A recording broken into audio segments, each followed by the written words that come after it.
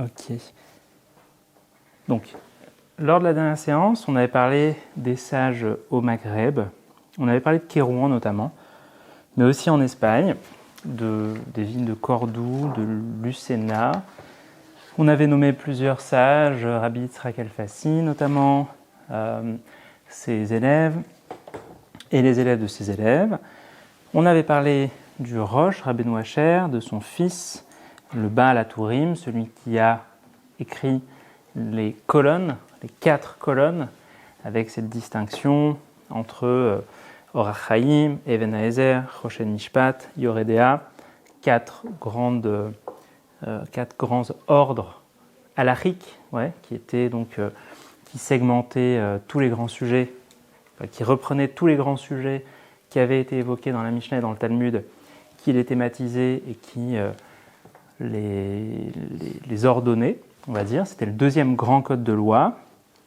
On avait parlé du tour et on fait un petit pas en arrière pour parler de Maïmonide. Donc Maïmonide, il est directement lié aux dynasties des sages qu'on a évoquées la semaine dernière, parce que son père est un élève de l'élève du Rabbi Yitzhak El-Fassi, donc de Rav Elfas, qui a écrit ses halachot Rav Elfas, donc les lois de Rav Elfas, qui elles-mêmes étaient une première, on pourrait dire, tentative de synthèse du Talmud.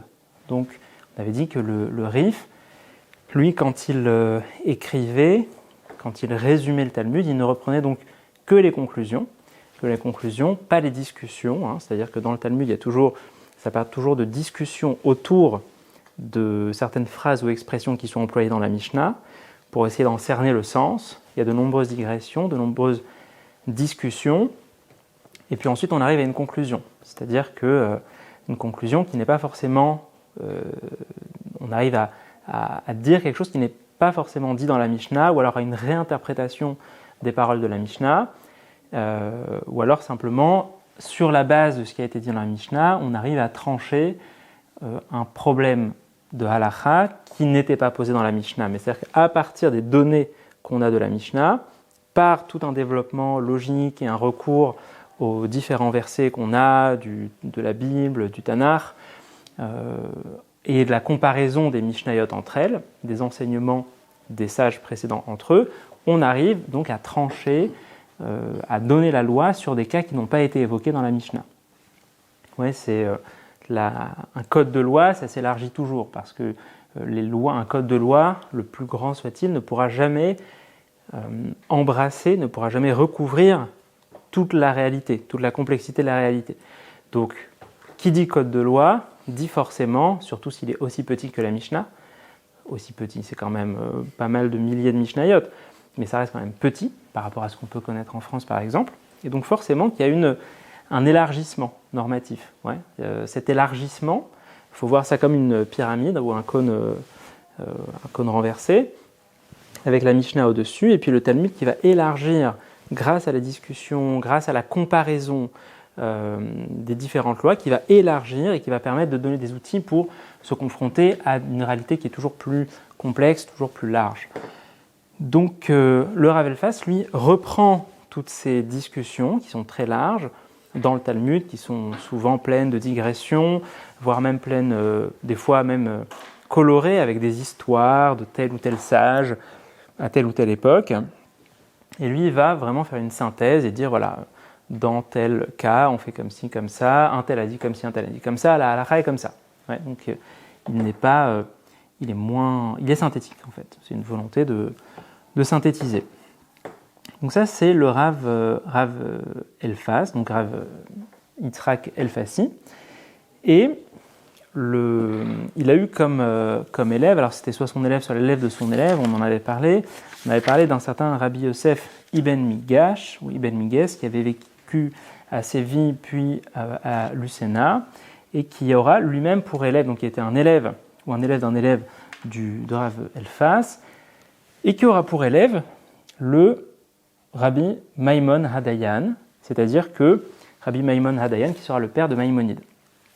Donc en fait, il y a une ligne directe entre Rav Elfas, qui était Rav à Kérouan, donc au Maghreb, en Tunisie, et la dynastie des Ibn Abdallah, parce que ça a été le nom arabisé de la dynastie du père et des aïeux de Maïmonide, parce que il y avait le Maïmonide, c'est Rambam, Rabbi Moshe ben Maïmon, Rabbi Moïse, fils de Maïmon, mais ils avaient pris le nom Ibn Abdallah, et c'était une famille qui siégeait, dont certains des membres siégeaient dans le tribunal, au tribunal de Cordoue depuis plusieurs générations, c'est-à-dire Maïmon Hadayan, qui a vécu donc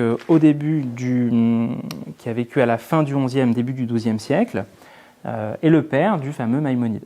Alors, je vais venir à la vie de Maïmonide tout de suite, mais donc c'était juste pour vous remettre un peu en tête la trame qui nous amenait du Maghreb jusqu'à Cordoue.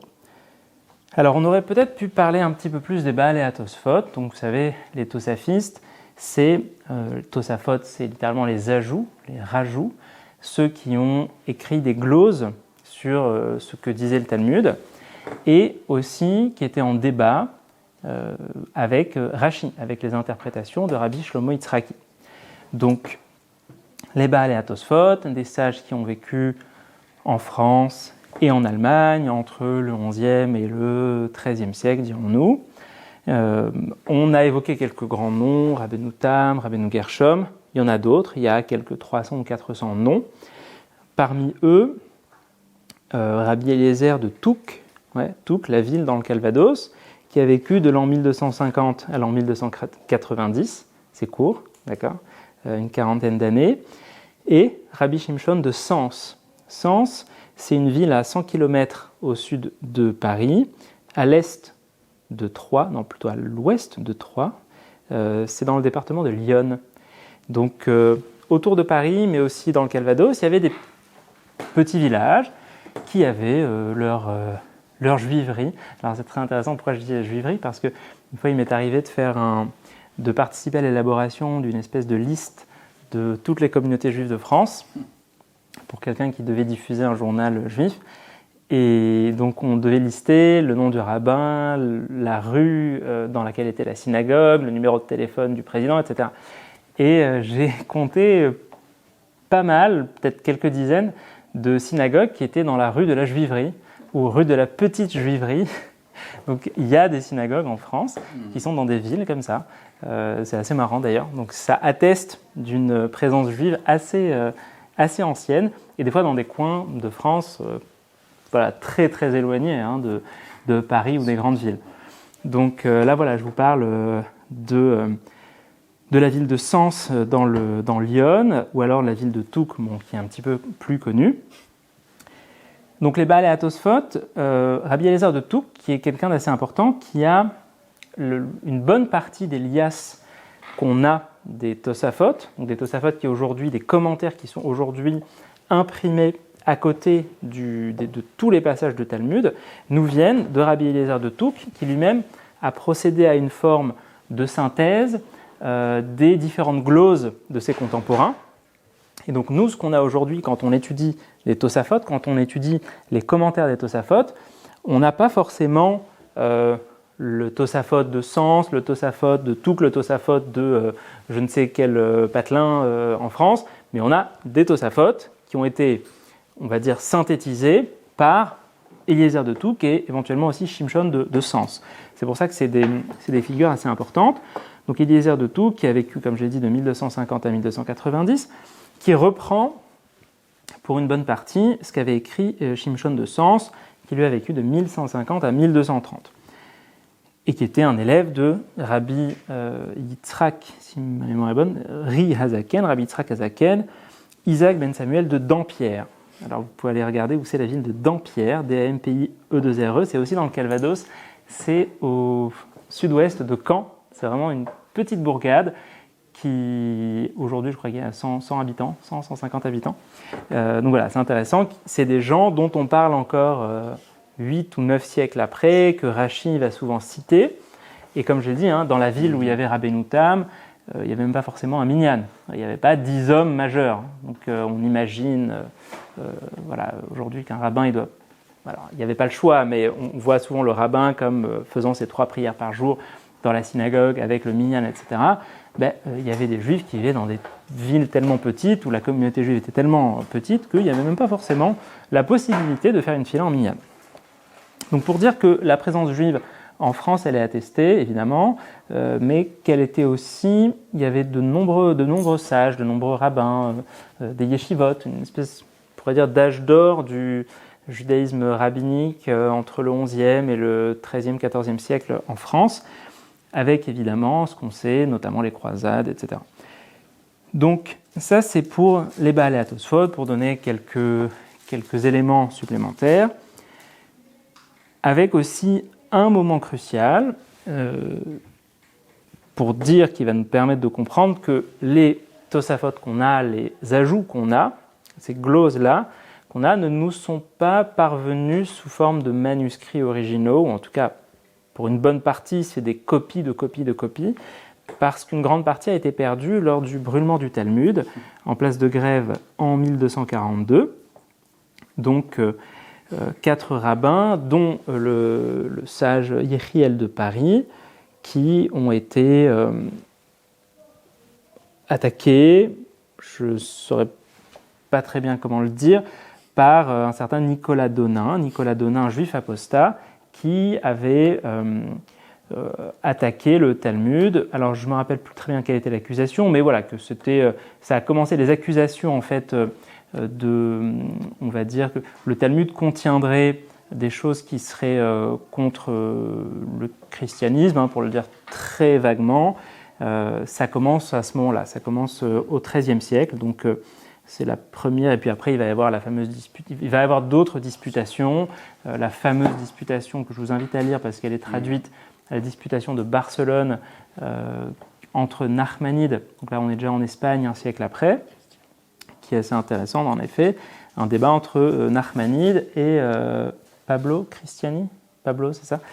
Donc voilà, ça c'est disponible aux éditions Verdier, et vous pouvez aller regarder parce que c'est en soi assez intéressant. C'était des disputations qui avaient vertu à être publiques, et ensuite c'était au roi de décider qui avait raison. Donc en l'occurrence, Nachmanide, après cette disputation avec Pablo Cristiani, qui était lui aussi un juif apostat, parce que c'était des juifs qui connaissaient le Talmud du coup, et qui pouvaient attaquer les rabbins sur des textes qu'ils connaissaient, Nachmanide, ayant gagné la disputation, a quand même dû s'enfuir. Mais donc pour revenir à nos moutons, donc les Baalei HaTosfot, avec, comme je vous disais, ce moment quand même important, ce procès qui a duré 2 ans, de 1240 à 1242, et qui finit par la crémation d'une quarantaine de charrettes de manuscrits du Talmud, ce qui est beaucoup à l'époque. Ouais, ça s'écrit, alors je ne sais pas si c'est sur du parchemin, mais en tout cas ça coûte très cher d'écrire. Et donc on a perdu pas mal d'originaux. Alors, maintenant on va commencer à parler de Maïmonide. Avant, il faut que je fasse une introduction pour expliquer ce qu'on va faire dans les séances qui arrivent. On a souvent parlé de la distinction entre Halacha et Agada.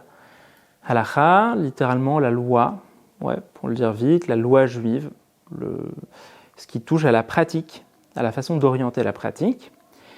On a souvent dit que Halacha, ça venait de Holer, Halach, aller, c'est la démarche, c'est la façon de marcher, la façon de cheminer, ce qui va orienter notre façon de cheminer dans un référentiel juif, ou avec un référentiel juif.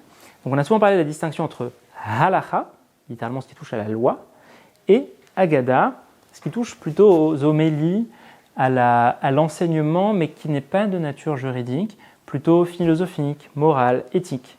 Il y a un certain nombre d'histoires dans le Talmud qui vont parler de tel ou tel sage qui avait interprété un verset comme ci ou comme ça, mais sans forcément que ça ait vertu à nous donner un enseignement concret pour dire, voilà, dans tel cas, il faut agir comme ci ou comme ça. La Haggadah, c'est plutôt, on va dire, c'est tout ce qui n'est pas proprement juridique dans le Talmud. On a souvent parlé de cette distinction entre Halacha et Haggadah. Et dans les séances à venir, on va essayer de parler, dans peut-être les 3, 5, 6, 7 séances à venir, on va beaucoup parler de la Halacha, c'est-à-dire que de la lignée, ou en tout cas la façon dont le judaïsme au XXIe siècle, le judaïsme du Beth Midrash, de la maison d'études, se conçoit, ou conçoit plutôt la trame, ce qui constitue la colonne vertébrale halachique et historique du judaïsme tel qu'il le conçoit. Donc en fait, on va aller de Maïmonide de Maïmonide en tant que juriste, en tant que posek, en tant que celui qui impose la loi, celui qui pense et impose et écrit la loi, jusqu'à des décisionnaires beaucoup plus proches de nous, contemporains. Je ne sais pas si on arrivera jusqu'au Rav Ovadia Yosef par exemple, quelqu'un qui a beaucoup écrit et qui était grand rabbin d'Israël et qui était lui connu comme étant un immense posek, c'est-à-dire décisionnaire, quelqu'un qui a écrit sur tout un tas de sujets, mais qui a surtout écrit sur la loi juive.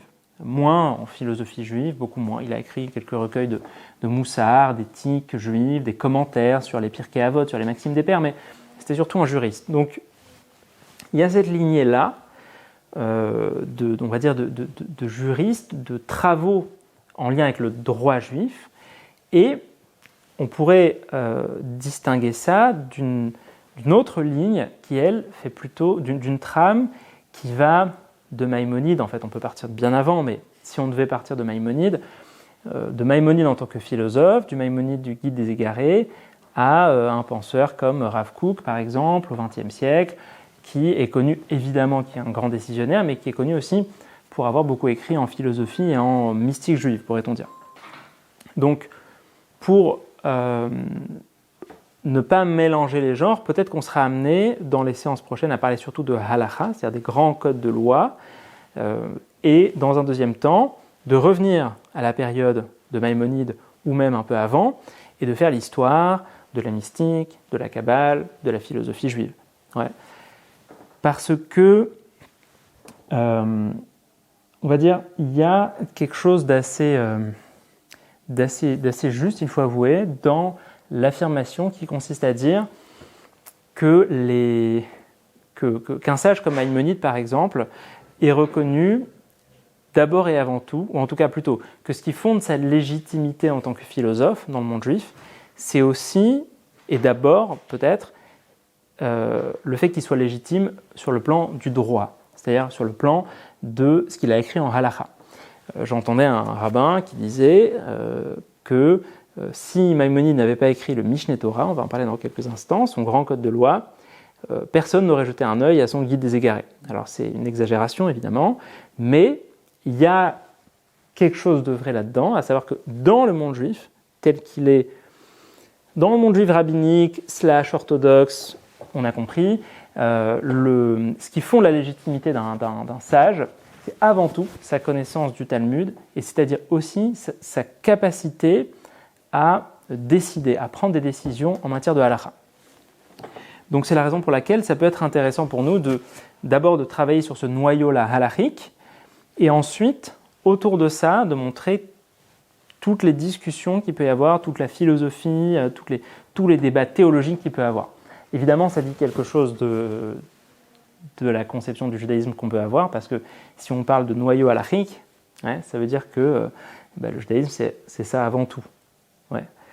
Ce qui en soi peut être discuté, moi je ne sais pas, il y a beaucoup de définitions du judaïsme, surtout à partir du 19e siècle, où en gros il s'agirait de dire que le judaïsme se définissant d'abord et avant tout comme un rapport à l'acte, une certaine forme de pratique, une certaine forme de façon de cheminer dans le monde, c'est de ça dont on peut parler d'abord et avant tout, avant de parler de questions plus philosophiques et théologiques.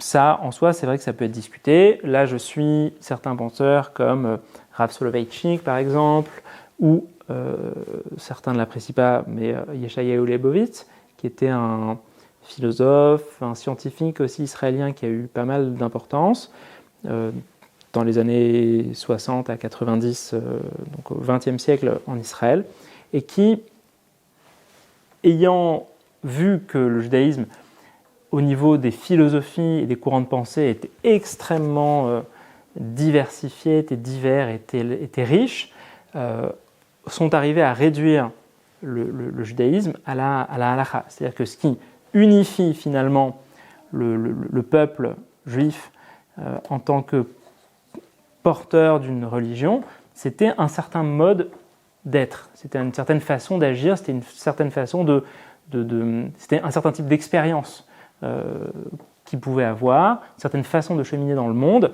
Encore une fois, ce n'est pas pour parler de degrés dans la pratique, mais c'est plutôt pour dire qu'il y a des marqueurs, il y a des choses qui, dans les actes, font que on peut s'appeler juif ou pas. C'est-à-dire que je ne suis pas en train de dire que, évidemment, qu'on sait que le judaïsme, ça passe par la mer, etc. Mais le marqueur, on va dire, ce serait autour de la pratique. C'est autour de ça que ça se jouerait, et donc probablement aussi autour de la halakha. Ouais. On a au niveau des... Là, bon, je digresse un peu, mais en ce qui concerne les opinions, c'est assez impressionnant, assez fou de voir les différences qu'il peut y avoir entre un Maïmonide rationaliste, aristotélicien, qui pousse la rationalité à son maximum, et la différence entre lui et des philosophes plus ou moins de la même époque, qui sont eux plutôt dans une forme de néoplatonisme, de mystique, de rapport au divin très différent. On peut se demander des fois s'il s'agit de deux religions s'il ne s'agit pas de deux religions. En fait, ce qui va lier tout ça, c'est le Talmud précisément. C'est les actes.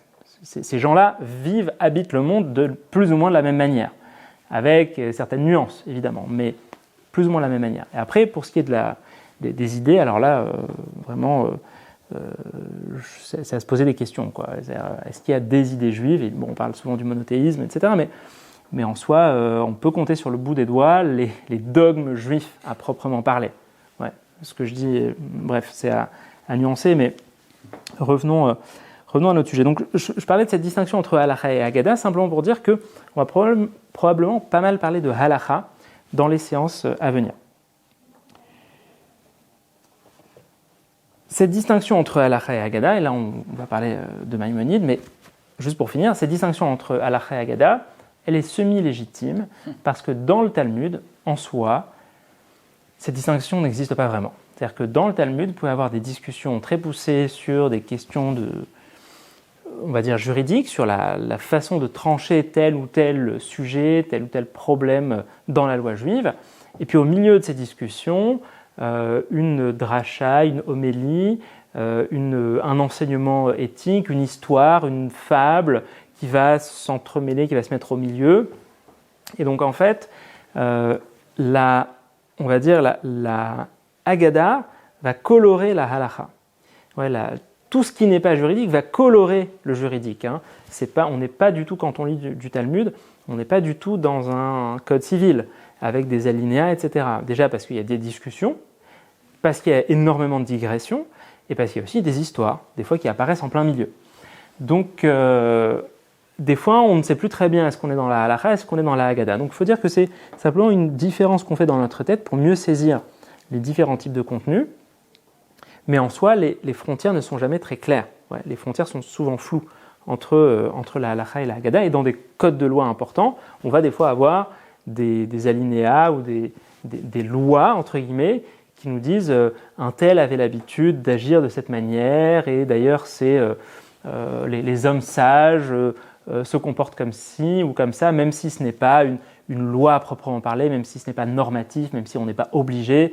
Donc il y a des choses où on va raconter des histoires sur tel ou tel personnage. Donc voilà, la frontière n'est pas toujours claire entre les deux. Oui. Est-ce qu'on peut dire que cette imbrication est déjà dans la Torah aussi ce serait difficile de bien discerner toujours un passage ou un verset comme strictement haggadique ou halachique. Oui, merci beaucoup pour la remarque. Alors il y avait un chercheur israélien dont le nom m'échappe actuellement, qui a une chaire de Tanakh, donc qui est professeur en Bible, en Tanakh, à l'Université hébraïque de Jérusalem, qui parlait de la Torah, donc du Chumash, et qui disait que ce qu'il y avait d'original et d'unique dans un code de loi comme le Chumash, en tout cas à l'époque, donc en remontant au XIe siècle, enfin évidemment il y a des débats sur quel livre a été écrit à quel moment, etc. Il disait que ce qui était unique en tout cas, c'était qu'il y avait cette imbrication précisément entre le côté narratif, historique, qui imbrique l'histoire des patriarches, l'histoire d'Israël et le nom de la Torah, et les lois qui étaient disséminées à travers cette grande histoire du peuple juif. Donc oui, tout à fait. Déjà dans le Tanakh, c'est assez fort en fait, c'est assez intéressant de se dire que le livre de la Torah est en même temps un livre d'histoire et un livre de loi. Et on retrouve cette richesse-là aussi dans le Talmud, qui est moins marquée évidemment par les histoires et par les Haggadot. Quantitativement, je pense qu'on est beaucoup plus dans des discussions qui sont halachiques, même dans la Mishnah, mais on n'hésite pas à changer de genre. Parce que tout ça, c'est des paroles de Torah. D'ailleurs, c'est assez intéressant. Il peut y avoir aussi j'aime beaucoup citer cette Gemara, je crois que si je me rappelle bien, c'est à la toute fin du Talmud du traité Berachot, où il y a, je crois que c'est Rabbi Yochanan, qui après avoir appris d'une espèce de femme médecin, d'une guérisseuse, des remèdes contre les maux de dents, rentre dans le Beth Midrash et fait une longue dracha en expliquant, un grand discours, en expliquant à tous les élèves des sages, à tous les Talmidei Chachamim, comment faire pour ne pas avoir mal aux dents et les différents onguents, enfin bref. Donc c'est assez impressionnant de voir que le Talmud peut aussi regorge même de conseils en tout genre, de conseils de médecine. Et donc ça pose aussi la question de qu'est-ce que c'est l'étude de la Torah ? Ça pose une vraie question. Comment définir l'étude de la Torah ? Est-ce que quand j'étudie cette page dans le traité Berachot et que j'étudie des remèdes basés sur la médecine de l'époque en Babylonie ou en terre d'Israël, est-ce que j'étudie la Torah ? Comment définir l'étude de la Torah ? Est-ce que c'est ce qui me rapproche de Dieu ? Alors, il y en a qui vont dire ça, Rav Gedalia Nadel va dire tout ce qui me rapproche de Dieu, toute étude qui me rapproche de Dieu s'appelle étude de Torah. Alors il va te dire, si tu étudies la physique pour mieux comprendre ton créateur et que ça t'aide dans ton rapport au divin, il considère que c'est de l'étude de la Torah. Ouais, je connais un Rav qui, quand il va étudier une Masechet, Eruvin par exemple, tout ce qui touche au fait de porter ou non des différents domaines, porter pendant Shabbat des différents domaines, le domaine public, le domaine privé, ce qui touche beaucoup à l'architecture et à l'urbanisme, ne va pas hésiter à étudier en parallèle des traités d'architecture et d'urbanisme précisément pour comprendre comment l'espace se modèle et pour éclairer son Limud Torah à partir de ça. Et il disait même un ami que, vous savez qu'on n'étudie pas la Torah aux toilettes, il disait que si dans sa Sugya, dans son étude de Beth Midrash, il étudie l'urbanisme et donc que pour lui l'urbanisme ça devient un sujet de Torah, il ne va pas lire des livres d'architecture aux toilettes. Ouais, donc tout ça pour dire jusqu'à où ça peut aller en fait. Mais en soi c'est une vraie question. Comment définir l'étude de Torah ? Et bref. Oui. Et si je peux encore une petite question, du coup la distinction conceptuelle Haggadah Halacha, est-ce qu'on l'identifie à un moment de l'histoire de la pensée ? Il y a un auteur qui à un moment distingue ces deux concepts ou enfin, c'est une question bête. C'est une très bonne question. Je ne sais pas. Je ne sais pas du tout. Il y a des faits, c'est-à-dire concrètement, quand Rav Yitzhak Elfassi, ou même avant les Géonim, quand ils écrivent, quand ils répondent à des questions, soit avec les responsables, soit Rav Elfas, quand il fait cette espèce de synthèse du Talmud, il met de côté souvent les Haggadot, précisément, parce qu'il veut toucher à ce qui est de nature juridique, à ce qui permet aux Juifs de savoir comment agir dans les différentes circonstances, dans les différents moments de sa vie. Donc en fait, c'est quelque chose qui s'impose assez vite. Il y a, je me rappelle même déjà dans le Talmud de Jérusalem, à la fin, je crois que c'était à la fin de Tmura, mais ça fait très longtemps que je ne l'ai pas regardé, mais en tout cas, on comparait le Baal HaHalacha, celui qui avait entre ses mains des halachot, donc des lois, à quelqu'un qui vient dans un village et qui a beaucoup de pièces d'or et auquel personne ne peut vendre quoi que ce soit parce que ce qu'il a entre les mains a beaucoup trop de valeur. Tandis que le Baal Haggadah celui qui a des histoires, des homélies, des choses intéressantes à raconter au grand public, eh bien lui, il vient avec des centimes, des petites pièces de bronze qui n'ont pas beaucoup de valeur, et lui, il arrive, il trouve du mazon, il trouve de quoi manger, parce qu'il a entre les mains des choses de peu de valeur. Et donc, c'était une sorte de critique du Baal HaAgada, de celui qui n'avait que des histoires à raconter, en comparaison à celui qui, au contraire, connaissait la Torah, connaissait toutes les lois, mais n'avait pas entre les mains de jolies histoires à raconter au public, et qui souvent était moins considéré que celui qui savait attirer l'attention d'un public, sans même, alors qu'il ne connaissait pas très bien la halakha.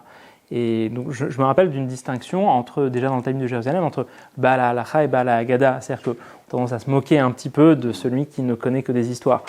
Mais en soi, la distinction conceptuelle en tant que telle, je ne saurais pas dire. Je pense on peut remonter assez loin. Ok, alors, on va parler de Maïmonide. Donc Maïmonide, un immense personnage, peut-être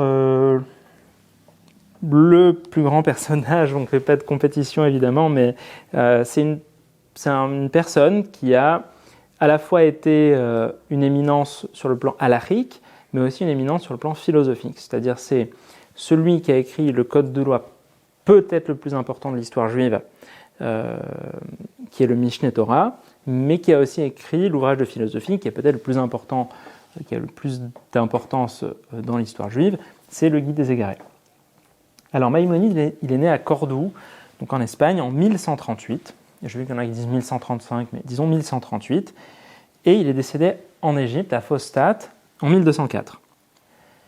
Alors, quand il est né, les Cordoue étaient sous domination almoravide. Alors, almoravide, les Al-Mourabitoun, littéralement les gens du Ribat, c'est quoi Ribat? C'est la ville-camp, c'est une certain type d'installation.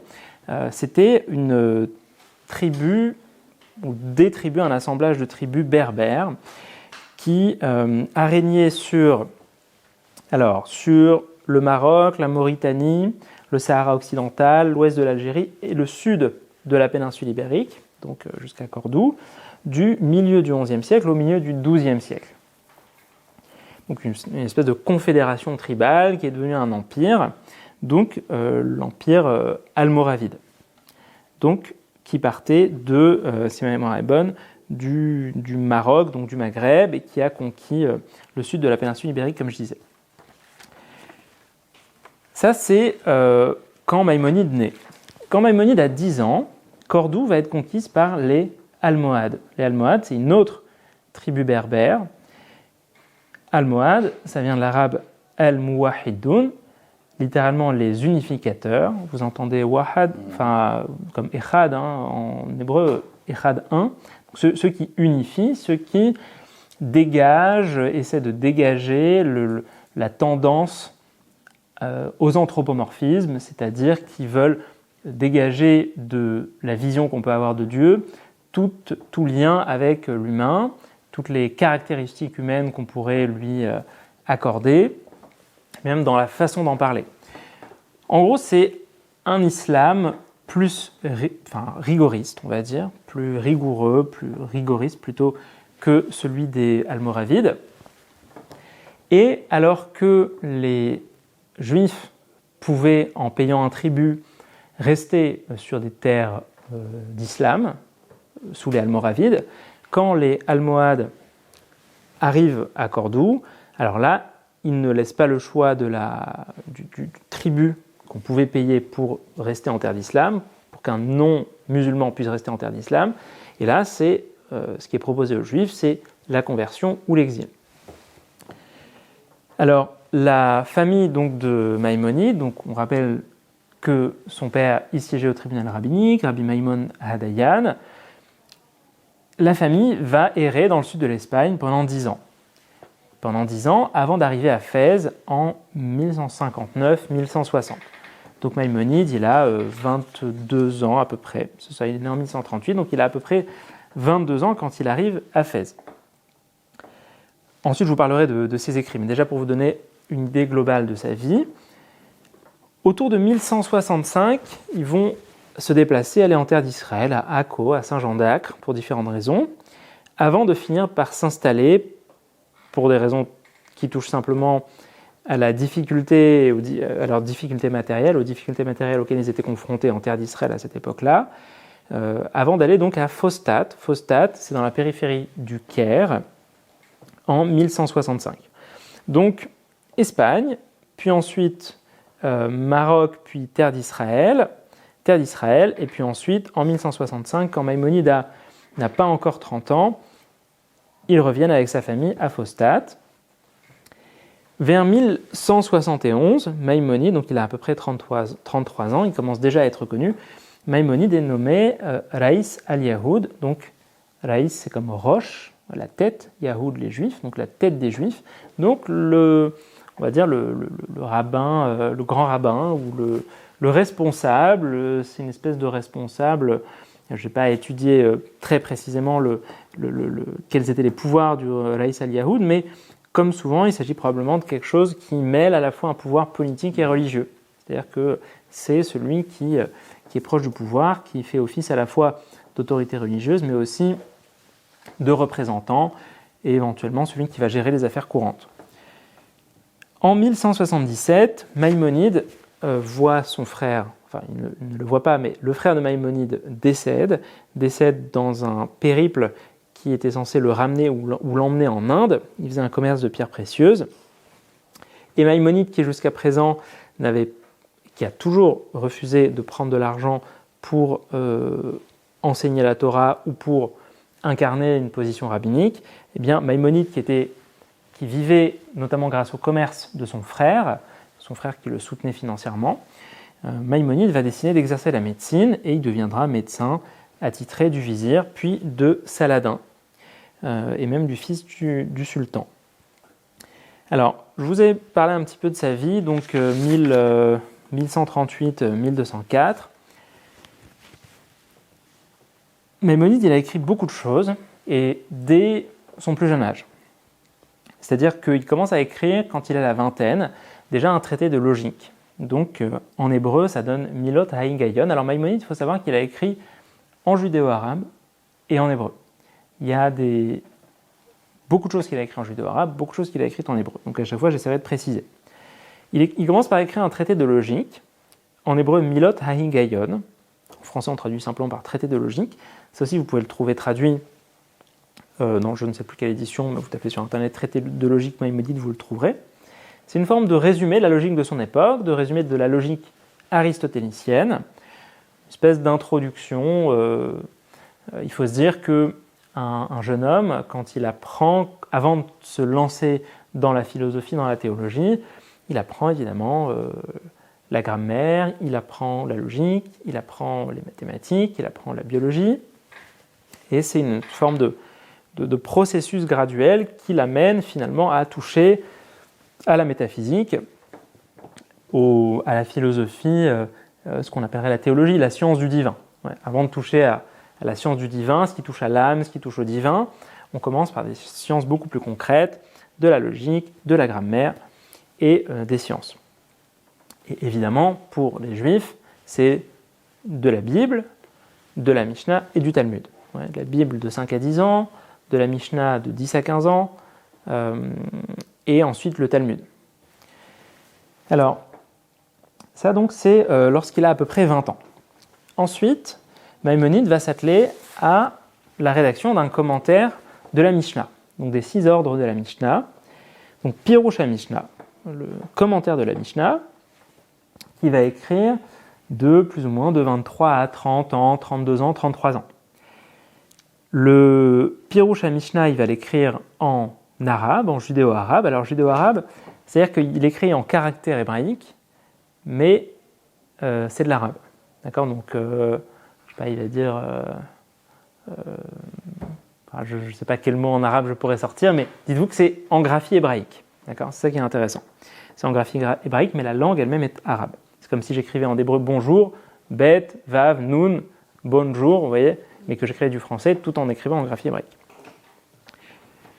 Il va écrire donc le Pirouch HaMishnah, le commentaire de la Mishnah, et il va le retravailler tout au long de sa vie.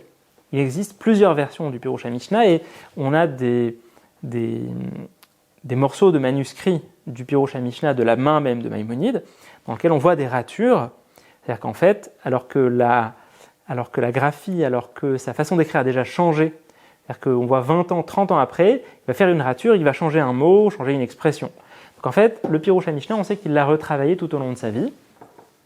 Et il y a de bonnes éditions qui prennent en compte les différentes strates, les différentes versions du Pirush HaMishnah, ou au moins qui font référence. Il y a des éditions critiques qui permettent d'avoir accès, on va dire, à la version travaillée du Pirush HaMishnah. Il a écrit 6 introductions dans le Pirush HaMishnah, dans le commentaire de la Mishnah. Il a écrit 3 introductions qui sont plus, on va dire, théologiques, qui sont en lien avec la foi, avec les principes religieux, les principes philosophiques, les principes du judaïsme. Ça va être l'introduction à la Mishnah. D'ailleurs, je l'ai mis sur le Drive si ça vous intéresse. Introduction à la Mishnah, elle fait en français 60 ou 70 pages.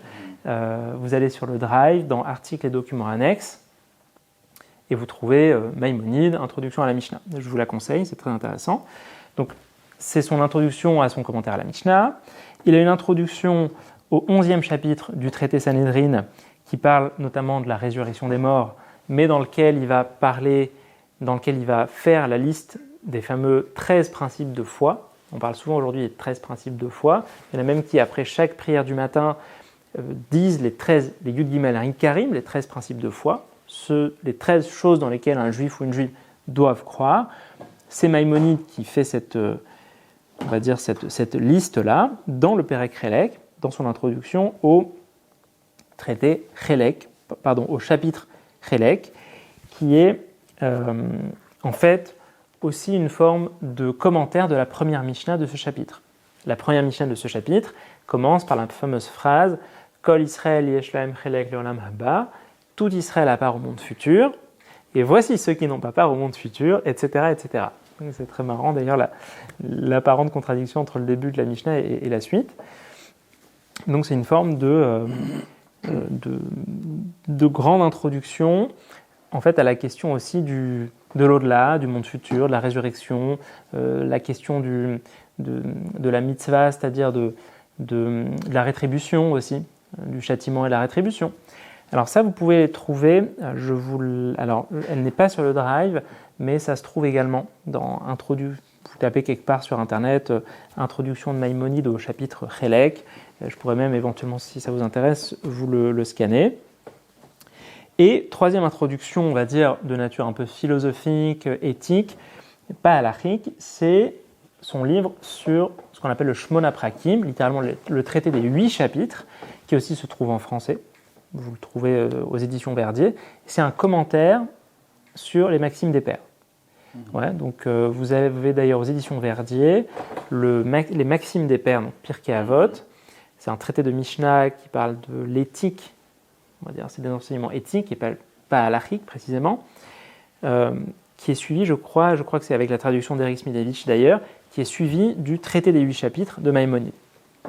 Donc ça, c'est ces 3 introductions, toujours dans le cadre de son commentaire de la Mishnah.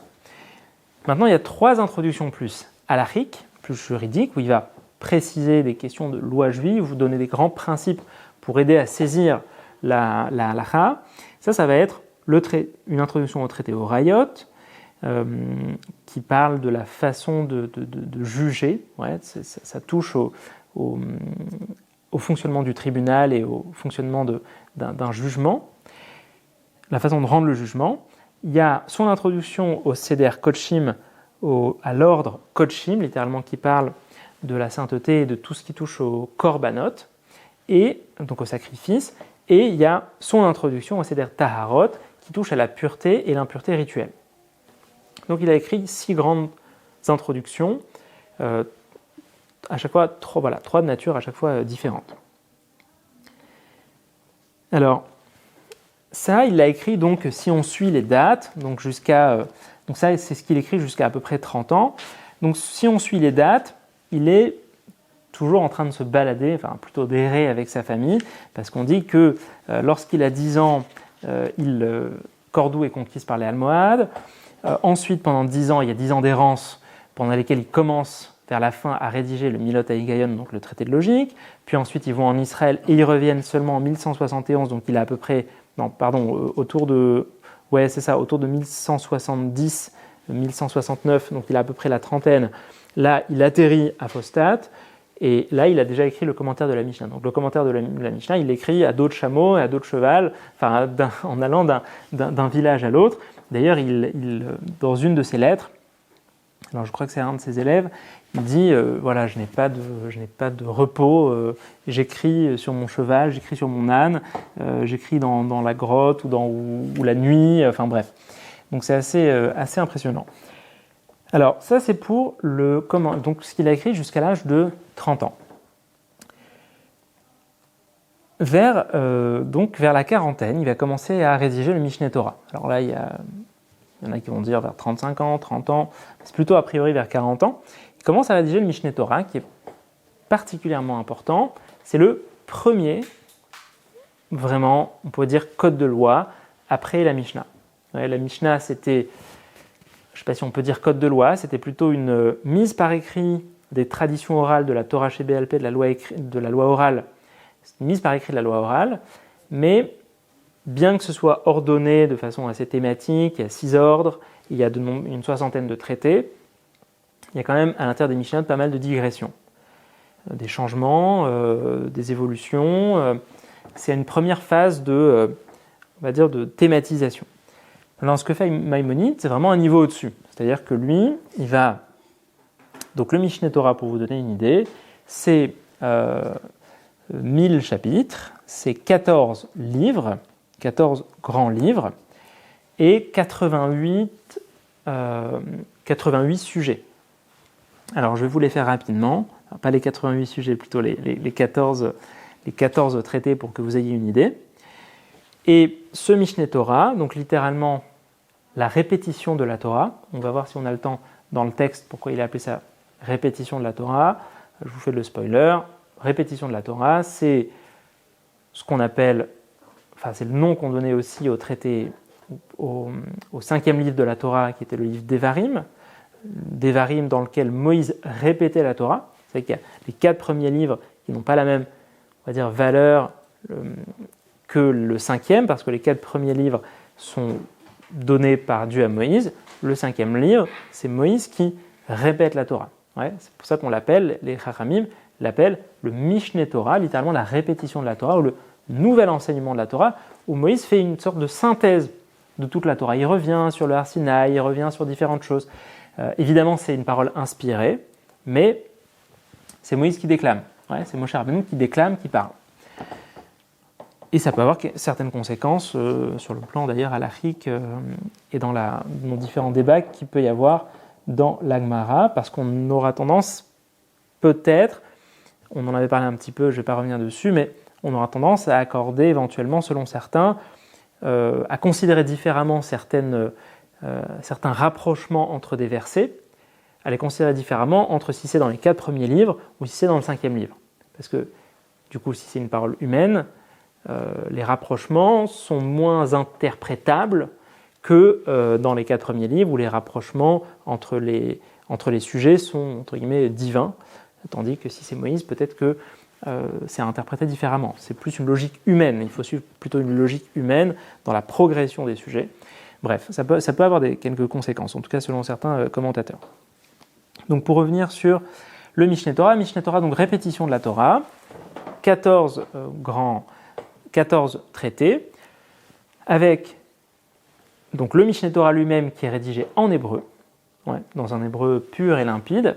Par contre, son introduction est rédigée en judéo-arabe, donc avec le fameux Sefer Mitzvot, littéralement le livre des commandements, dans lequel Maïmonide, alors, il commence par introduire, et ça c'est ce que je vous ai imprimé, on va essayer de regarder quelques passages ensemble, il commence par dire pourquoi il fait un code de loi comme ça.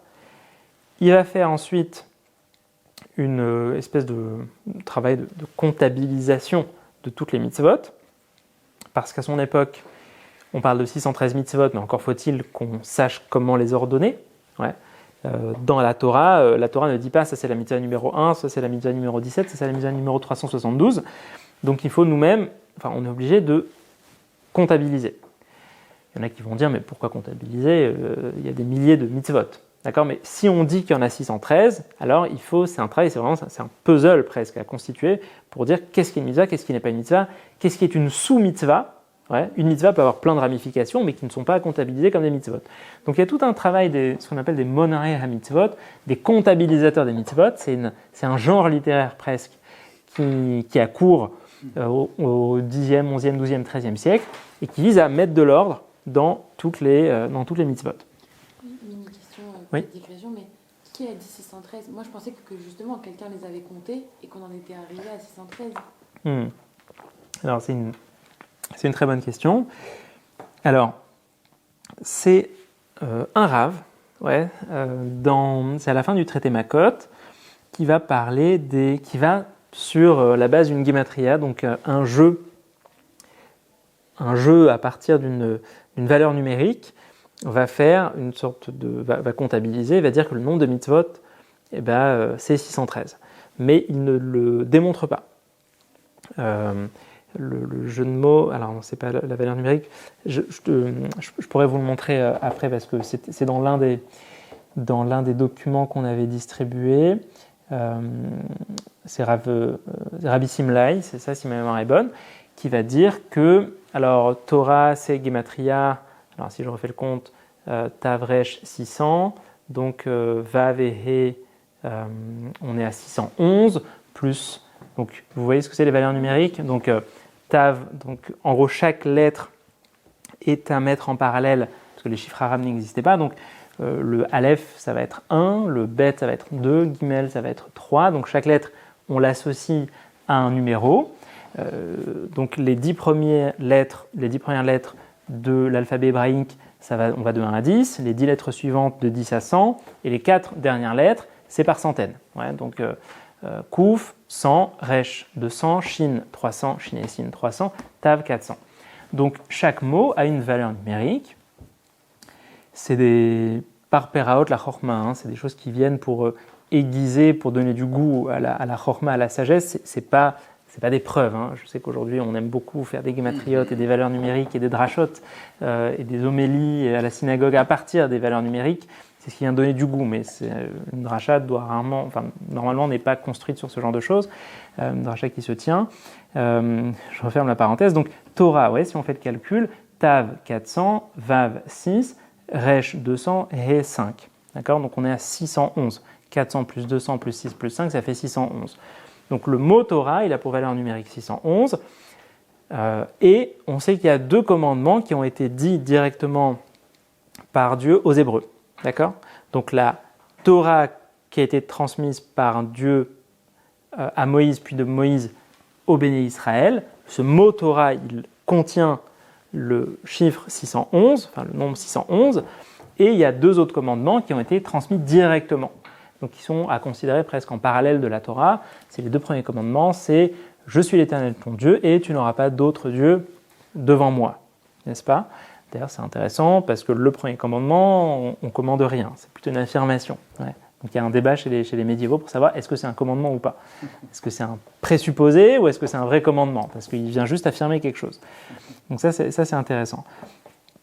Pour refermer cette nouvelle parenthèse, du coup, 611 plus 2, ça ferait 613. Et donc, on serait content parce que, voilà, Tariag mitzvot, nitnu l'Israël ber Sinaï, il y a 613 commandements qui ont été donnés à Israël au Sinaï. Et du coup, les exégètes, les sages, notamment les médiévaux, vont se bagarrer pour savoir quels sont ces 613, comment les comptabiliser précisément. Donc, en soi, c'est tout un travail, c'est pas évident du tout. Et Maïmonide n'est pas content du tout parce qu'il estime que les contes qui ont été faits avant lui, en tout cas certains des contes qui ont été faits avant lui, ont été faits par des poètes qui ont simplement voulu écrire de jolies choses et qui en fait ont très mal comptabilisé. Du coup, on fait des mitzvot, des choses qui n'en étaient pas vraiment, et ont oublié d'autres choses qui étaient essentielles. Ouais. Il va comptabiliser la Megillah alors que c'est une obligation par les sages. Enfin bref. Et donc, pour comptabiliser les mitzvot, il faut des principes directeurs qui vont être les shorashim, littéralement les racines, en fait les principes directeurs qui vont permettre de savoir comment on comptabilise. Ouais. Alors il va dire, premier principe, enfin je ne les ai pas en tête, mais pas tous en tête en tout cas, voilà, quand une mitzvah est répétée et dite de telle façon, d'une façon générale, alors elle n'est pas à comptabiliser. Si elle est répétée 2 fois, bah, on compte qu'une seule fois. Enfin, bon, ça c'est des choses très simples, il y a des choses plus nuancées. Donc ça c'est les 14 shorashim.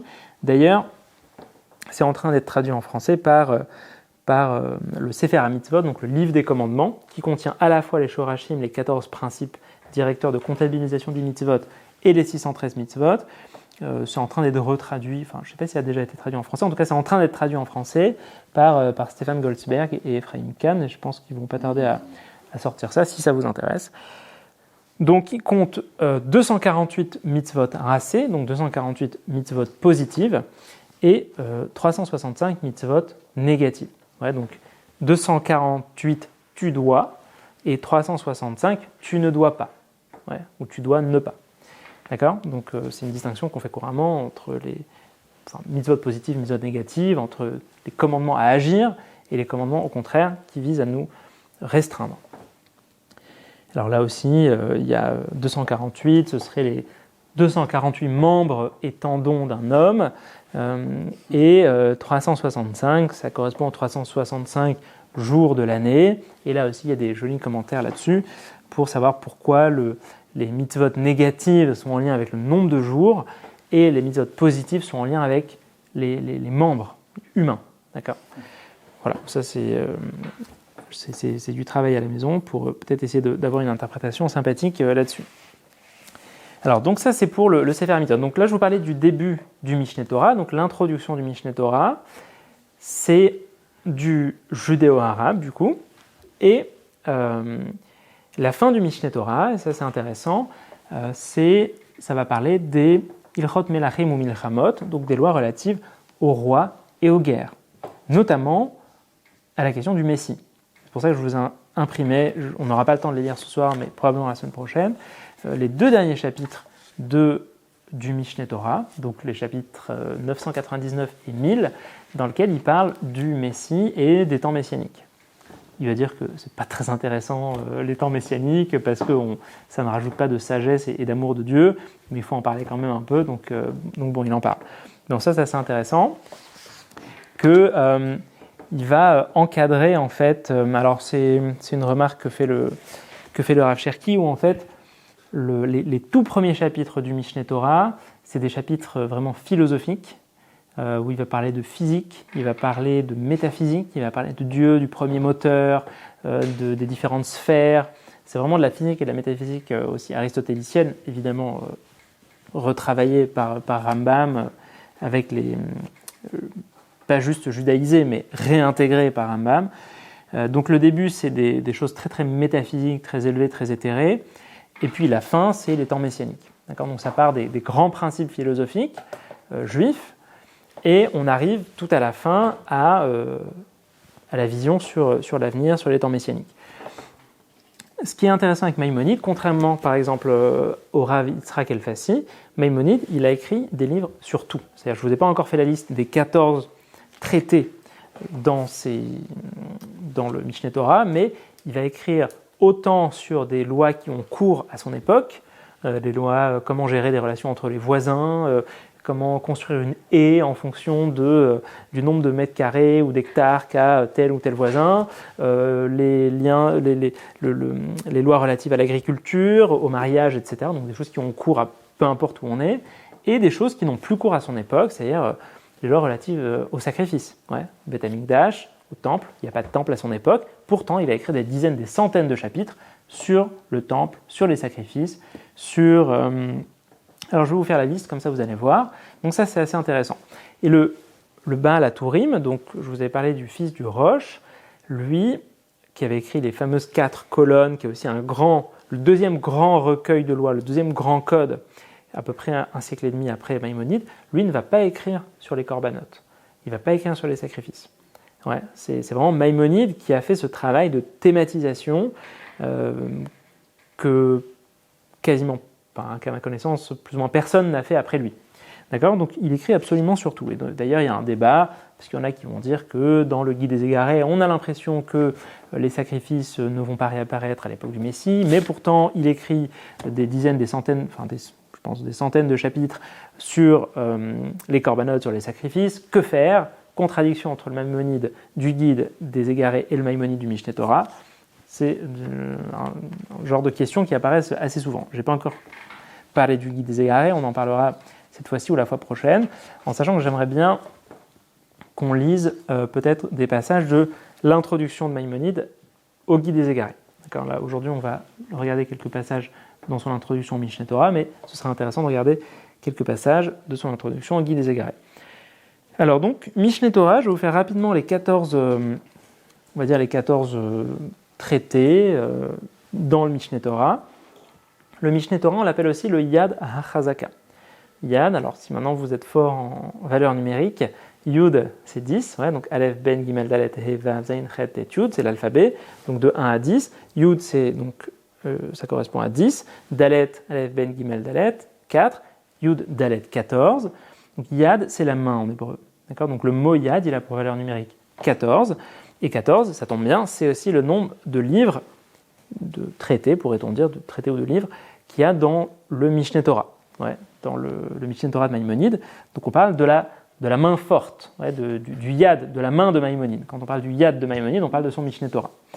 Ok ? Donc le Yad ou le Yad HaChazaka, la main ou la main forte, c'est le Mishneh Torah. Donc premier livre, c'est le Sefer Hamada, littéralement le livre de la connaissance, dans lequel il est question des grands principes philosophiques juifs, de quelques principes de physique aussi de son époque, par exemple des Hilchot Talmud Torah, des lois qui régissent l'étude de la Torah, des lois qui régissent l'idolâtrie ou qui nous interdisent, qui régissent notre rapport à l'idolâtrie, Hilchot Deot, les lois qui régissent les opinions et la morale. Ouais, donc ça, il va le mettre dans le premier livre. Donc c'est un livre un peu plus, on va dire, philosophique / éthique. Deuxième livre, c'est Ahava, littéralement l'amour, le livre de l'amour. Alors de quoi ça parle ? Et bien, par exemple, des lois des tzitzit, des lois des bénédictions avant de manger et après manger, des lois des téphilines, des lois du kriyat shema, de la lecture du schéma, des lois de la prière. Okay.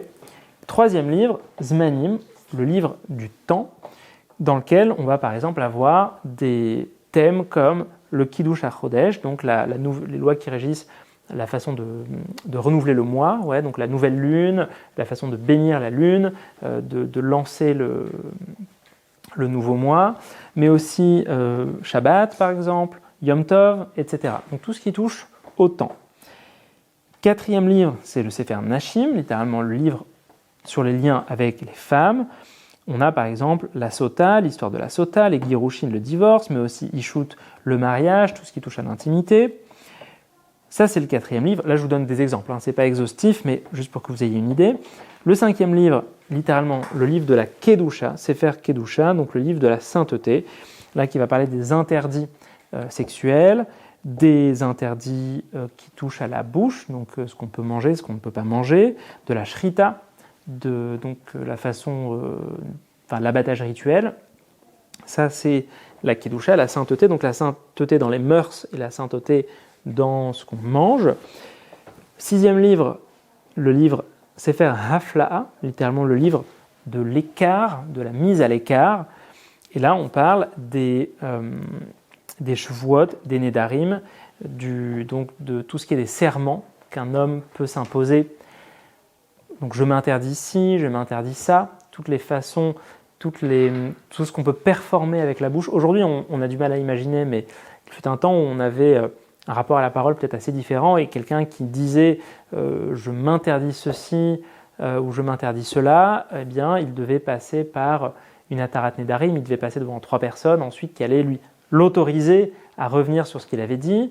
Il pouvait se promettre de donner quelque chose au temple, par exemple. Il pouvait, enfin bref, il y a, on va dire il y a beaucoup de choses autour de la parole, et notamment dans le cas du nazir. Ouais, le nazir, c'est cet homme qui va décider de ne plus profiter du fruit de la vigne, de ne plus profiter du vin, de s'écarter de l'impureté, de se laisser pousser les cheveux aussi et de se les raser quand il fait terminer sa Nézirout. D'ailleurs, Nézirout, comment est-ce qu'on traduit en français le nazir, Étymologiquement, ça veut dire une espèce de diadème, je crois.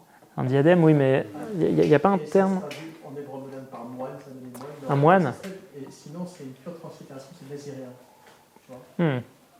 Mais en hébreu Le moderne, naziréen. ça veut dire un moine, tu vois. D'accord, oui, aujourd'hui ça vient un moine, ouais. Donc, Ouais, voilà. ouais. On n'y a rien. Mais je ne sais pas Ok. comment on pourrait traduire. Je sais pas comment on pourrait traduire. Bon, le nazir en tout cas, c'est une figure Ascète, c'est- importante, oui, la 7 peut-être. Ascète, c'est peut-être déjà faux. Bon, il pouvait se marier a priori, ouais. Ok, bon, en tout cas, il était séparé. La Torah dit Ish ki yafli lindor neder, un homme qui se séparera en faisant un serment. Donc, en fait, il se sépare se séparer du vin, c'est aussi se séparer des ambiances, on pourrait dire aujourd'hui. Se séparer de l'alcool, quelque part, c'est se mettre à l'écart des hommes, de ne pas aller quand tout le monde boit et tout le monde s'alcoolise, soit de rester sobre, donc de garder une forme d'écart toujours par rapport aux festivités. Donc ça, c'est le 6e livre, Sefer Hafla, le livre de l'écart. 7e livre, le Sefer Zraïm, le livre des semences, donc qui va toucher à l'agriculture, donc l'interdit de certains mélanges, par exemple du blé avec de la vigne, on ne peut pas planter l'un avec l'autre à côté, il y a d'ailleurs toute la question moderne des greffes aujourd'hui, religieusement, c'est un problème de faire des greffes, il y a des kilaïm, il y a des problèmes dans des greffes agricoles, mais aussi dans des greffes, de créer des nouvelles espèces aussi, c'est pas évident halakhiquement parlant. Mais il y a aussi tout ce qui touche donc à l'agriculture, mais aussi donc au prélèvement obligatoire, à la shemitah, donc à la 7e année dans laquelle on était censé laisser la terre se reposer. La shemitah qu'on traduit par La déroba. La- Non, c'est ça. comment tu dis? La sécession. Oui, l'année de Jacher, on peut dire. Shamot. Oui, non, vraiment traduction en français. Shemitah, oui. Donc la 7e année est l'année de la Jacher. On est censé laisser la terre se reposer. On parle aussi de tout ce qui touche au prélèvement et à la façon de travailler la terre. 8e livre, le livre de la Ravoda, littéralement du service. Donc là, ça va plutôt toucher au temple. Donc le lien, les lois relatives aux ustensiles qu'on employait dans le temple, le maaseh à korbanot, la façon qu'on avait de faire les korbanot, de faire les sacrifices, mais aussi la merila, c'est-à-dire que les objets qu'il y avait dans le temple, on ne devait pas en profiter. Que se passe-t-il quand on en a profité? On en a eu un usage, on en a fait un usage profane. Je prends un chandelier, je l'utilise pour mon profit personnel. Alors que se passe-t-il dans ce cas-là? Est-ce que je dois racheter? Est-ce que je dois rembourser quelque chose? Est-ce que je dois apporter un sacrifice? Enfin bref. Il y a aussi, par exemple, les lois relatives dans ce 8e livre au service le jour de Yom Kippour, par le Kohen Gadol, etc. Donc ça, c'est un avoda, c'est littéralement le service, c'est ce qui touche au temple. 9e, c'est ce qui touche plus précisément au korbanot, donc au sacrifice à proprement parler, parce qu'on avait parlé des maaseh à korbanot, donc la façon de faire les sacrifices, mais pas forcément des sacrifices eux-mêmes, et dans quelle modalité, quand est-ce qu'il faut les apporter.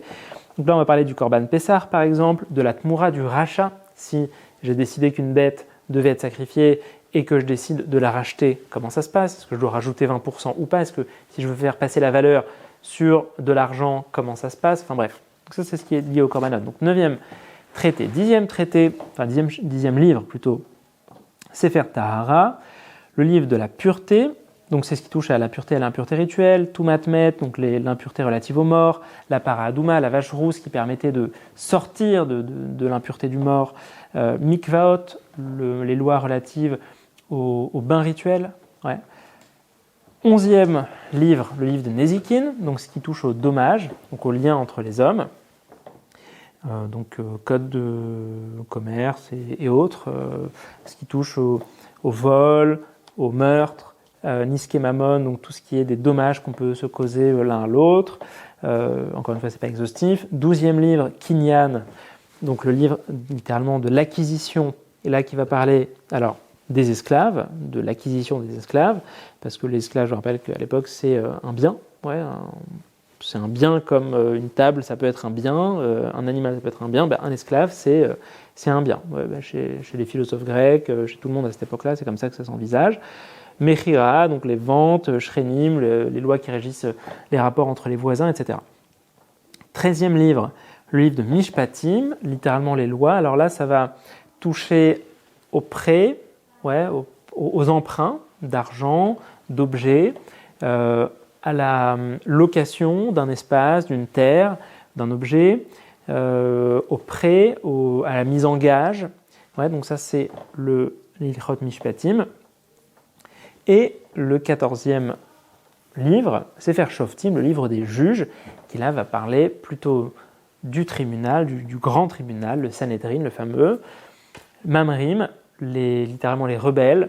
Donc quand par exemple on a un sage qui décide de ne pas agir comme ce qu'a dit, ou en fonction de ce qu'a dit le grand tribunal, comment agir avec un tel personnage, quand il y a un grand rabbin dans une ville qui dit non à ce qu'a dit le grand Sanhedrin de Jérusalem, comment gérer la dissidence. Donc ça c'est Mamrim. Comment gérer aussi le fils rebelle par exemple. Le fils rebelle, il y a un fameux cas du fils rebelle dans la Torah, un enfant qui se comporte mal entre 13 ans et 13 ans et demi, les parents doivent l'amener au tribunal, et puis s'il y a tout un tas de choses qui sont avérées, on finit par le tuer. Mais évidemment, il faut que ce soit les parents. Enfin, il y a tout un tas de choses qui font que c'est pas les parents qui le lapident, c'est les parents qui doivent l'amener au tribunal. Mais il y a des avis qui disent que ça n'est jamais arrivé. Et d'ailleurs, la Torah nous enseigne ce cas simplement pour qu'on puisse étudier et avoir du mérite pour étudier des choses qui n'ont aucun lien avec la réalité. Drosh vekabel sachar, c'est-à-dire étudie-les et tu recevras un mérite, quand même c'est des choses qui n'arrivent absolument pas. Et là, il y a Rabbi Yehuda, je crois, c'est Rabbi Yehuda qui dit « Non, mais moi, j'étais sur la tombe d'un Ben Sorarumoré, d'un enfant rebelle. » Donc, il y a un débat sur est-ce que ça a existé.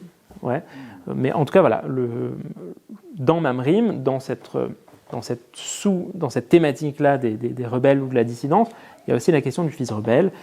Rédoute, donc les témoignages, etc. Donc voilà, ça c'est le 14e livre. Et tout à la fin, ce qui nous intéressera peut-être un petit peu plus lors de la prochaine séance d'ailleurs, ce sera les lois donc des Melachim ou Milchamot, des rois et des guerres. Il faut entendre des guerres pour la conquête de la terre d'Israël, mais aussi des guerres que mènera le Messie. S'il doit en mener, il en mènera, parce que le Messie, c'est quelqu'un c'est un leader politique aussi, tel que Rambam le décrit. C'est quelqu'un qui est d'une très haute stature spirituelle et intellectuelle, mais qui est aussi un leader politique charismatique, qui va ramener le peuple juif à la Teshuvah, qui va mener les guerres qu'il faudra mener, etc. Donc ça, c'est la toute fin. Donc le Mishneh Torah se termine par Ilchot Melachim Milchamot, avec les deux chapitres particulièrement intéressants qu'on lira, donc le chapitre 11 et 12, que je vous donne à lire si vous voulez pour la semaine prochaine d'ailleurs. Ce qu'on peut faire pour terminer, comme il est déjà un petit peu tard, on peut lire quelques passages intéressants de l'introduction de Maïmonide à son Mishneh Torah. Et la semaine prochaine, on verra plutôt le côté... Alors là, je vous ai parlé du Mishneh Torah, mais je ne vous ai pas encore parlé du Guide des Égarés de Maïmonide, qui va écrire après. Donc entre 40 et 50 ans, il écrit son Mishneh Torah, mais vers la cinquantaine, il va commencer à écrire quelque chose de beaucoup plus, on va dire, philosophique, plus dense philosophiquement. C'est donc le Guide des Perplexes, ou Guide des Égarés. Donc c'est fait un Moré Nevuchim, dont le titre en arabe m'échappe, mais que je vais retrouver normalement dans quelques instants. Ça va me revenir. Ça va me revenir. Alors, ça aussi, vous pourrez le lire de votre côté. Donc l'introduction du Rambam, l'introduction de Maïmonide à son Mishneh Torah. Alors, juste pour vous dire, le Bet Lubavitch donc, de France est en train de traduire tout le Mishneh Torah en français.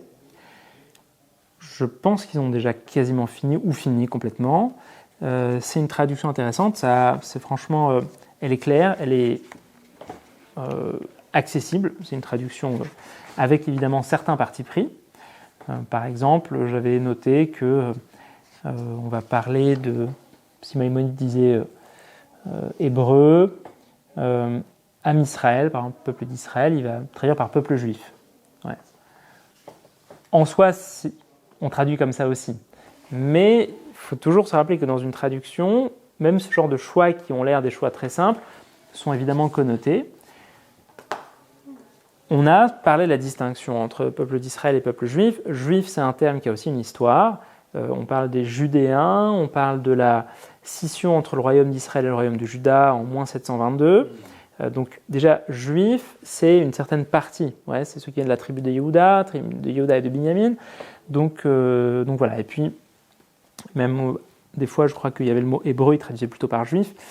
Juif, c'est un petit peu plus, on va dire, fermé que hébreu, que d'autres termes qui peuvent être employés. C'est plus moderne aussi, c'est plus contemporain, je dirais. Mais voilà, il y a aussi certains partis pris qui sont à mettre en contexte de considération, on va dire, je dirais presque théologique du mouvement Chabad. Et donc il y a une certaine lecture aussi de Rambam Alors il faut savoir que le décisionnaire par excellence pour le mouvement Lubavitch, c'est le Rambam. Ouais, ils font la halakha selon Rambam. C'est-à-dire que je ne vous ai pas encore parlé du Shulchan Aruch, donc de ce qu'a écrit Rabbi Yosef Karo. C'est un code de loi qui va voir le jour 4 siècles plus tard et qui va faire une espèce de grande synthèse de tous les codes de loi préexistants et qui va fixer la loi, en gros, pour les juifs séfarades. Les Lubavitch, aujourd'hui, ils suivent plutôt Maïmonide.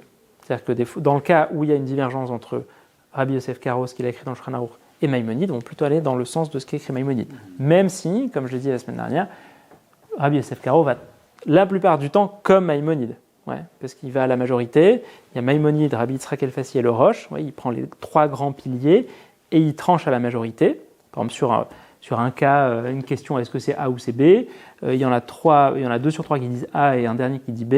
Eh bien, il va dire A, en sachant que Maïmonide est un élève de Rabbi Yitzhak Elfassi. Du coup, il est la plupart du temps d'accord avec ce que dit Rabbi Yitzhak Elfassi. Donc en gros, il y a une majorité séfarade dans les 3 grands piliers qu'a choisi Rabbi Yosef Karo.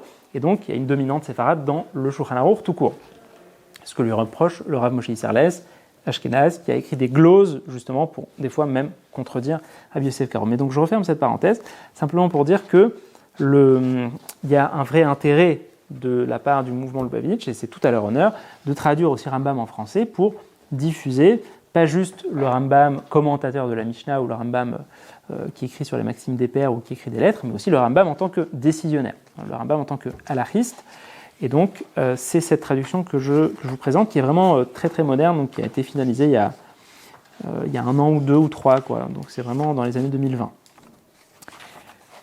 Alors, je vais vous laisser lire tout ça à la maison, mais on va peut-être lire juste un passage. Alors en fait, Maïmonide, ce qu'il veut faire ici, c'est établir une forme de généalogie de la transmission.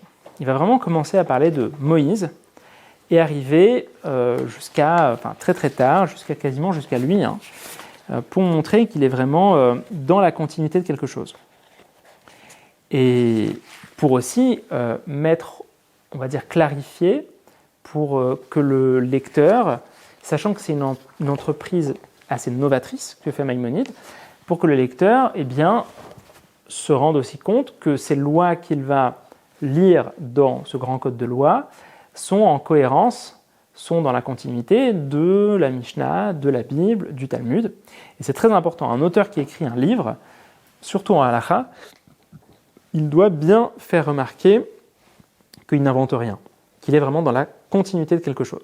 Surtout dans le cas de Maïmonide, où lui ne donne pas ses sources. C'est-à-dire que dans le Mishneh Torah, il a pris le parti de ne pas donner ses sources. À la base, c'était pour mettre tout le monde d'accord. Ouais, donc, dans le Mishneh Torah, il va simplement aller de loi en loi, et à aucun moment il va dire ça c'est écrit dans le Talmud de Jérusalem, ça c'est écrit dans le Talmud de Babylone. Et donc il y a toute une littérature de commentateurs qui vont venir donc après Maïmonide pour savoir sur chaque loi, presque sur chaque détail de loi, mais d'où Maïmonide a tiré cette loi. D'accord ? Alors il va dire non, il a pris du Talmud de Jérusalem, non, il a pris du Talmud de Babylone, et ça peut avoir tout un tas de conséquences, parce qu'en fonction de s'il a pris du Talmud de Babylone, c'est-à-dire qu'il n'a peut-être pas vu le même truc dans le Talmud de Jérusalem, et donc s'il l'avait vu, et donc, enfin bref, il y a énormément de débats autour de autour des sources de Maïmonide. Et il semblerait qu'il aurait un petit peu regretté à la fin de sa vie de ne pas avoir donné ses sources. Parce que quelqu'un lui aurait envoyé une question, mais d'où tires-tu cette halakha ?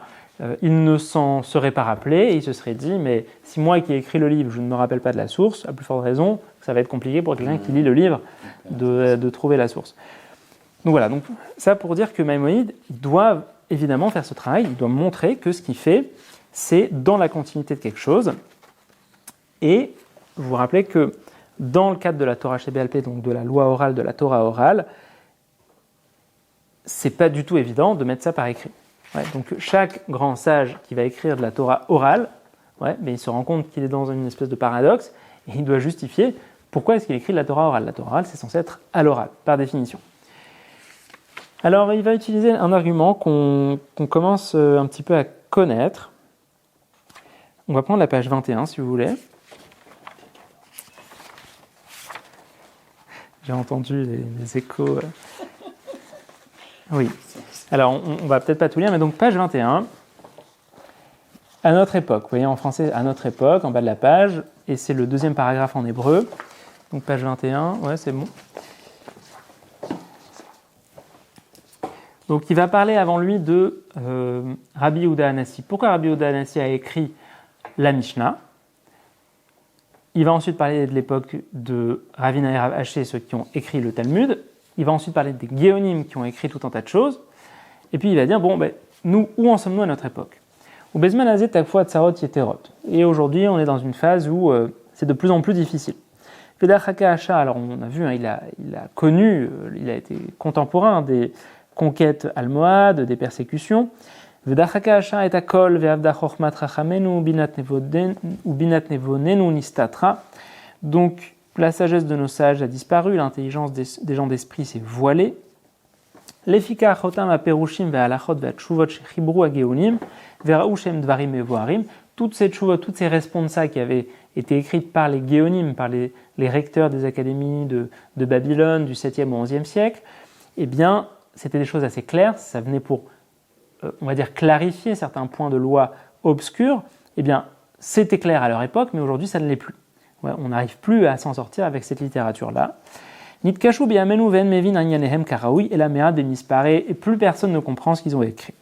Ven tzarich lomar à Talmud atzmo, et à plus forte raison, le Talmud lui-même. C'est-à-dire qu'on a du mal à écrire, à comprendre les écrits des sages du 7e ou 11e siècle, qui sont, alors qui sont souvent dans du judéo-arabe, souvent en hébreu, ou en hébreu aramaïsé. Mais il dit, on a du mal à comprendre ça, c'est plus proche de nous, à plus forte raison qu'on a du mal à comprendre le Talmud, en tout cas que beaucoup de gens ont du mal à comprendre le Talmud.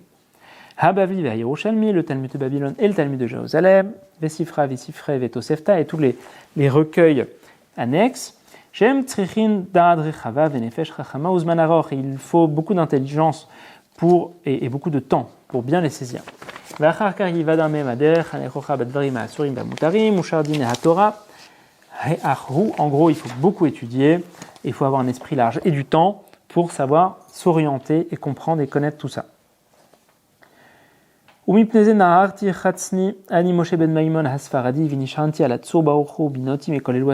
donc, avec l'aide de Dieu, moi je me suis engagé là-dedans.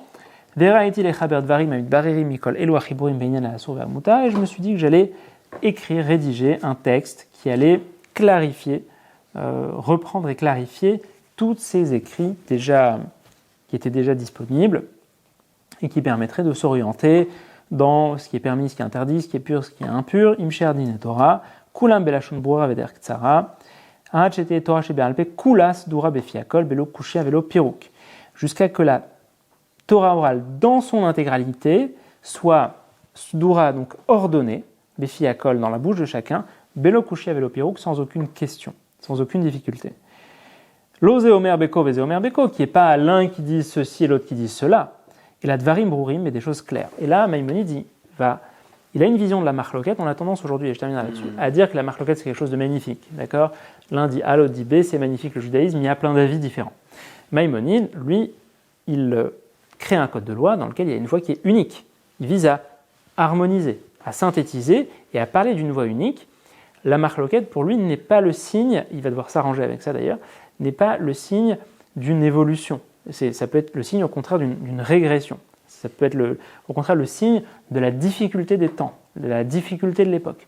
Plus il y a d'avis, plus ça veut dire qu'on s'éloigne de la source, et c'est-à-dire plus on s'éloigne d'un message qui est censé être un message clair et un discours clair et unique, unifiant.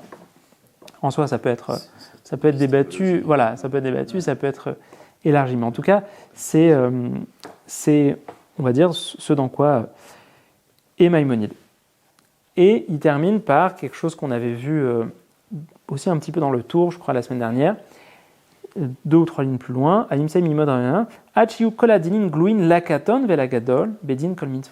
que les choses soient claires pour le petit et pour le grand, c'est-à-dire qu'il y a une visée vraiment pédagogique et démocratisante de ce Mishneh Torah, un petit peu comme le Baal HaTurim qui voyait aussi que les gens se perdaient dans la multiplication des écrits.